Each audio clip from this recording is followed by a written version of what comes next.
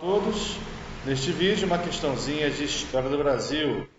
O período colonial no Brasil foi marcado por revoltas nativistas que exigiam mudanças na administração da colônia, sem, entretanto, exigir a independência em relação a Portugal. Eram revoltas que queriam resolver problemas pontuais, locais, daquela região, sem se comprometer com uma independência geral e restrita em relação à metrópole. E por revoltas separatistas, essas sim, tá? Que exigiam a independência. Das revoltas abaixo, apenas uma não foi uma revolta nativista. Qual dessas aí não foi uma revolta nativista e sim separatista? Vamos lá, o gabarito letra C, tá? Conjuração baiana. Vamos lembrar as demais? Para quem esqueceu? Vou começar com a letra E, a revolta de Amador Bueno, que não é nem foi uma revolta propriamente dita, foi chamada aclamação de Amador Bueno, lembra dela? Isso, foi em São Paulo. Uma galera, os comerciantes lá de São Paulo, estavam, digamos assim, burlando o Pacto Colonial. Você lembra que o Pacto Colonial obrigava o Brasil a vender exclusivamente para Portugal e comprar exclusivamente de Portugal. Né? Portugal comprava do Brasil e vendia ao Brasil. O Brasil só podia vender para Portugal e só podia comprar de Portugal. Show! Mas durante a chamada União Ibérica, lembra dela? União Ibérica, 1580 a 1640, quando tudo foi da Espanha, né? O Brasil virou espanhol, certo? Nesse meio tempo houve a invasão holandesa, né? Em Pernambuco, principalmente. Então, nesse intervalo de tempo, uma galera lá de São Paulo estava fazendo comércio clandestino, ilegal, né? Com o pessoal do Rio da Prata, paraguaios, argentinos, comércio bastante lucrativo, né? Era mais barato trazer coisas da Argentina e do Paraguai do que de Portugal, certo? E aí, com a restauração do trono português, com o Brasil voltando a ser de Portugal, ou seja, com o pacto colonial sendo restabelecido, essa galerinha, né, que tinha grana, que tinha um certo status social, achou que poderia ser reprimida por parte do governo português, né, se continuasse a fazer esse comércio ilegal com o Paraguai e a Argentina, ali na Bacia do Prata.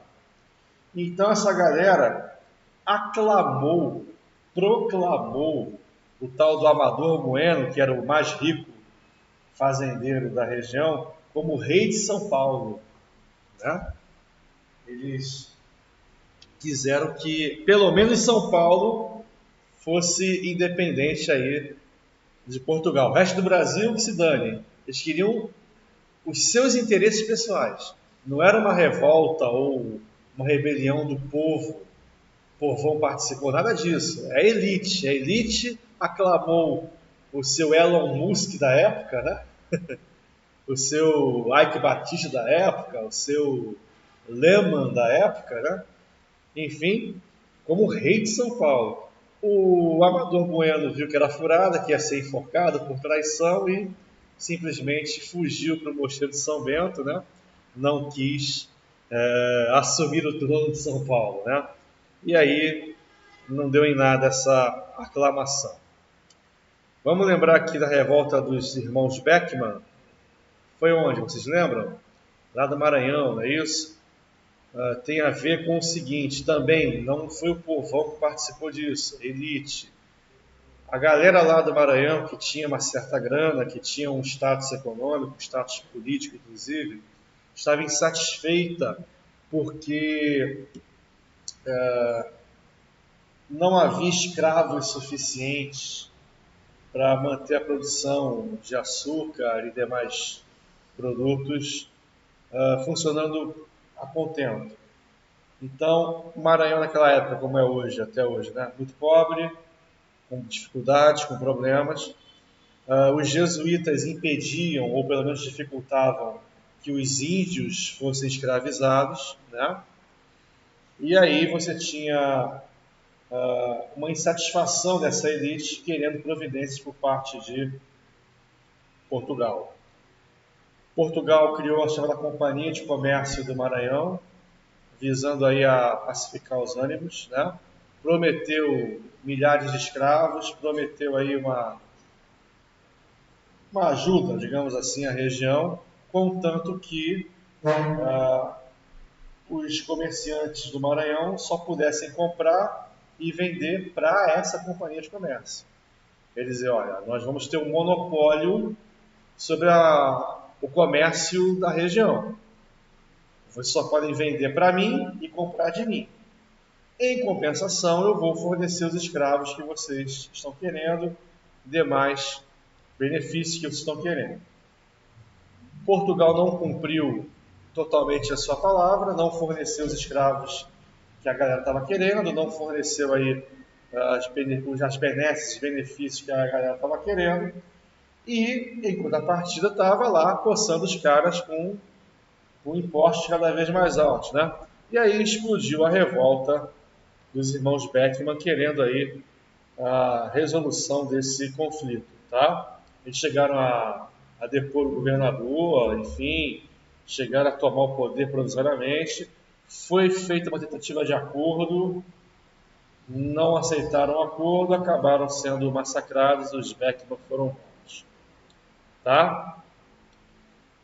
A Guerra dos Mascates tem a ver com uma rivalidade, com uma rixa entre Olinda e Recife.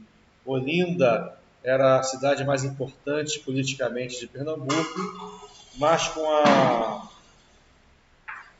presença holandesa, né, e depois, com o tempo, Recife foi se tornando mais importante do que Olinda, economicamente falando, e foi o que eu disse já diversas vezes, né? Quem detém o poder econômico detém o poder político. Então, se Recife vai crescendo economicamente, evidentemente ela vai também aumentar o seu cacife, o seu capital político. Então, Olinda não queria perder esse status de capital política de Pernambuco. Não queria que Recife fosse elevada à categoria de cidade, de vila, que tivesse uma comarca própria, uma Câmara Municipal própria. Olinda queria o poder político concentrado nas mãos dela e não ter que dividir com Recife. Daí, também, não tem povão aí, o povo não participou disso aí. Elite, tá? Elite contra elite, tá? É como se fosse, mal comparando, fazendo uma analogia estranha até, bizarra, mas para você entender mais ou menos. A galera do Leblon, Copacabana, São Conrado, aquela elite aristocrática, né? Que mora nos casarões, suas mansões, enfim, estão vendo uma nova elite surgindo na Barra da Tijuca. Uma nova elite, jogador de futebol, pagodeiro, artista, empresário que deu certo, enfim, agora aí youtuber que deu certo, enfim, né? E aí uma nova elite vai surgindo, economicamente falando. O polo muda da Zona Sul para a Barra da Tijuca, enfim. Então é como se fosse esse ciúme da antiga aristocracia da Zona Sul com relação à Barra da Tijuca, os novos ricos, né? E aí, mal comparando, mas para você ter mais noção do que foi, tá? Você tinha uma elite política em Olinda e uma nova elite surgindo em Recife. A antiga não queria que a nova criasse asinhas para voar, então houve essa guerra aí, tentando impedir que Recife crescesse politicamente. Não deu certo, Recife acabou prevalecendo, tá? E a revolta de Vila Rica tem a ver com a cobrança excessiva de impostos por parte de Portugal nas regiões mineradoras, né? Também chamada de revolta de Filipe dos Santos, né? Também não tem nada a ver com o povo, é a galera lá, elite, que enriqueceu com a mineração, que não queria ter de pagar a derrama, né? Aquela coisa toda, 20% de impostos. se não batesse a meta que Portugal estabelecesse, havia derrama, quer dizer, confisco de propriedade, confisco de bens, até bater a meta que Portugal estabeleceu, e aí gerou essa revolta, tá? A revolta de Vila Rica. Show? Então tá aí o resumo das revoltas nativistas que o enunciado nos trouxe. A Conjuração Baiana não, ela teve uma participação popular intensa, o povão participou, tá? E ela era separatista. A intenção era que o Brasil se tornasse independente de Portugal.